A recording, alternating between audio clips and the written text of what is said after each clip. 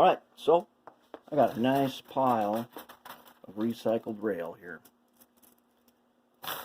That's going to make a lot of switches. I went ahead, tinned this whole fret. I'll tell you right now, doing it this way is way faster and way easier than doing them one at a time. Now, you can see here on the paper, I took a protractor and on number 4 I measured the degrees of this angle, and it's 12 degrees. Is that important? Not really, since we're going to follow this paper, but it's interesting to know. Turnouts are measured by, I'm going to get this wrong because I don't have it off the top of my head. Basically, the farther out you get, the separation between the two. We'll go over that when we finish up. We'll do the measurement so that you know what the numbers mean. But the smaller number means there's a greater separation between the tracks as they go farther out. And number 4 is generally the standard smallest one we might use on an HO scale layout. And I just thought it'd be interesting to know this number. But what I want to do now is I want to go on to the next step here, and I'm going to start cutting down some rail into the parts that I need.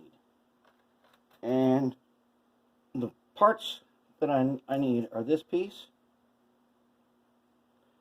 Then I want this piece, these outside rails. All these rails have names, and I don't have a list of names in front of me, what they're all called. There's like stock rails, there's points, and there's frog, all that kind of stuff. What you need to know right now is we're going to make a piece of rail that's roughly the length of this paper, or the length of the rail that's printed on this paper. And I'm just going to go just a bit beyond it, so I don't have to be exact. And remember, to get a straight edge, the flat side of my Xuron cutter is to the inside. Okay, and I want to cut straight down. Okay, that gives me a nice flat end that I don't have to shape later. So there, that's going to be this one. That's pretty tight. I could have made that just a bit longer. This one is really, I don't think I'm going to trim this one. I think I'm going to leave it. Now this one's going to need a little bend in it. And I'm just going to go through with my fingers. I don't want to put any sharp bends in it. Well, when I was testing a piece of rail a little bit ago, I found a split in it. And the rail was going to break off in one spot. So that was not usable. Oh, and there's an end with a little bite on it. So I'm going to trim that off. All right. I'm going to say that this is going to be close. Now this rail is going to have a lot of tension on it. And if I put a bunch of bends in it, it's going to be harder to line up. Once I start soldering this down, it'll hold it in place, and I won't have to worry about getting a perfect bend. Now, if you had the jig, the big machine metal plate like I have for the number 6, you lay these inside there and it holds them perfect. But today we're doing bench laying.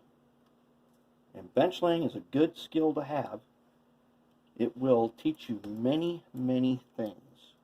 And it will make, when you use the jig, you'll be way better at it. Okay, so I got basically 2 rails there. Now, I already did these 2 inside ones, but I need 2 up here. And these are the rails. They come in. Now, I've already gapped this one, so it's harder to see. But it goes from here, where I got my hinge, goes up here, and goes alongside the frog. So I'm going to take a piece of rail, start with the straight one. I have marked on the paper a yellow. I've highlighted this tie in yellow. That's where I'm going to put my hinge based on my own experience. And my experience is you need just a little bit of space between this rail and this rail to fit the rail joiner we're going to put in there that we use for the hinge. If I went any closer, there's not enough room. If I go too far back, problem is this one has to be curved a lot. And I don't want so much of that. So let's see if we can get a good, first let's go ahead, trim off the piece. All right.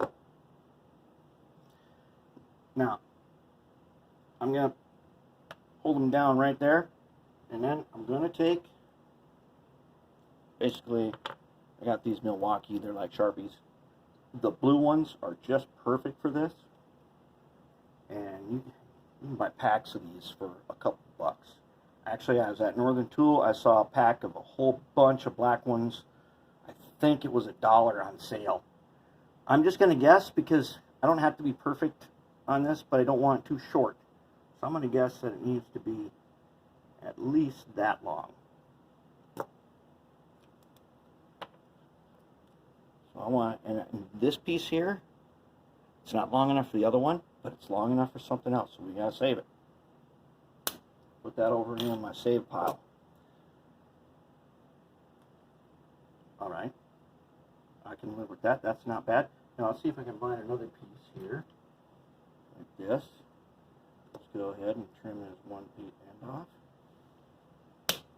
I suggest when you do this, you hold it straight down, because that little thing is going to go flying everywhere. A little cut off end. Okay, now this one's got to be curved.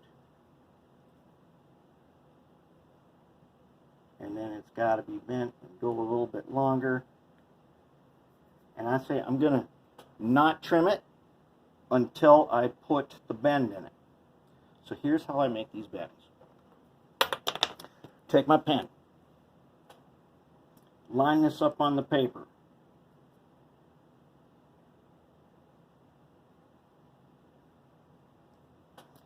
I'm going to back off just a little bit and put a dot.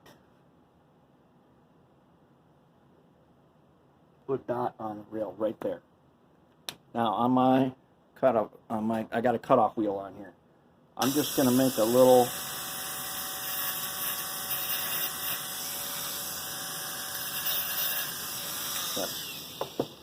just a little half round, right there. And then I'm going to go ahead and lay this on here. Put my finger right where I want. I'm going to be able to bend this. This is code 100, so it's a little stiffer. Okay, I got a little bend started. I'll bend it just a bit more. Let's see if I can get it to line up good. Oh, just like that. Okay, just eyeballing it. And if it's too much, bend it back. If it's not enough, bend a little more. I'm calling that one good. Now I'm going to do the same thing on this one. This one's harder because it's curved. So I'm going to just kind of hold it in here. I'm going to guesstimate again. And I'm going to put a half round about where I want it. On the other side,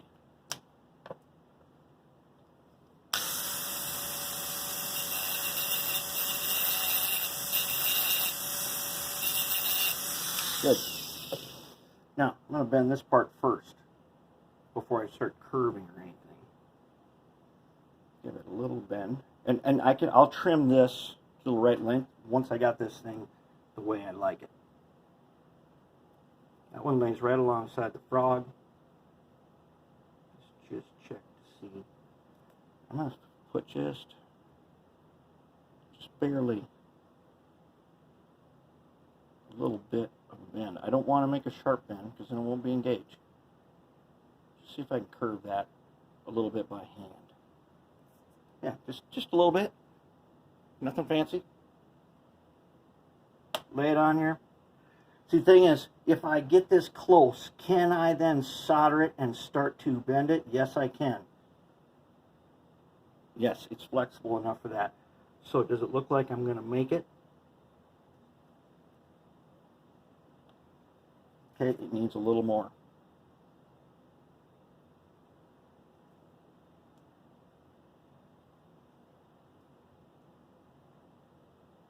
Yeah. Good enough. Good enough. Not fancy. And look, you don't have to measure it and stuff. You just get it on there. We're just making it close for right now. As we get down there and keep processing these parts, they're going to get more and more accurate. All right, so I got that. Good. I already made a rail on the outside. I made a rail on this one. And I've already gone ahead and tinned the bottom of it. Okay, now I made one already. Not that good. It ain't great. But I think I'll be able to work with it and get it in there and make a decent frog. So what I want to do here, I got my two pieces, set them off to the side. Now I'm going to see if I can take a couple of these scrap pieces, see if they're long enough. They need to go beyond the end here. And where the frog is, they need to go beyond that because I'm going to be shaping it. This one is just barely long enough. Do I think I can make it work with one like that? I'm going to say it. Yes, I can. I'm going to try to make that one work. This one I definitely can make work. Now here's what I got to do. I need to start grinding this. I need to start grinding this piece here. I'll tell you what, it's going to get hot too.